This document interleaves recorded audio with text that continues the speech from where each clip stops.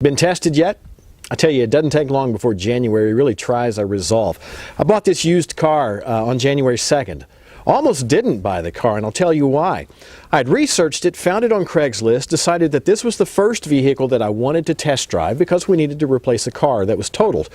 So I sent a text to the guy who owned the lot and was advertising this car. Is this car still on the lot?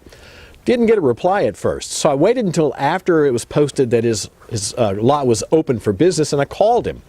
He says, yeah, I'm just getting in. I wasn't going to work today until I got your text. And when I got there, I found out why. First, it was 15 degrees outside. He had no heat and no hot water, and the temperature inside the office on his lot must have been about 35 to 40 degrees. It was miserable working conditions. So he just wasn't going to show up until he heard that he had a prospective buyer.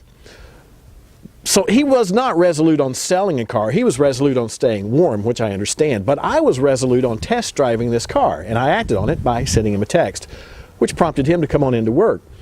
We struck a deal on it. It's a used Jetta, low miles, great price. I'm really happy with it. But here's the other thing that happened. While we were there on the lot, as people drove by and saw us out on the lot, it attracted their attention, so they stopped to shop also. Now just imagine, had I not texted and he had not come into work, there'd been no activity on that lot that day. He'd have missed not just my sale, but maybe a second or a third from people who showed up after us. So the moral of the story really is this. You may have great intentions, but you also have to couple with those intentions your activity. And the activity then attracts the attention, which eventually leads to money.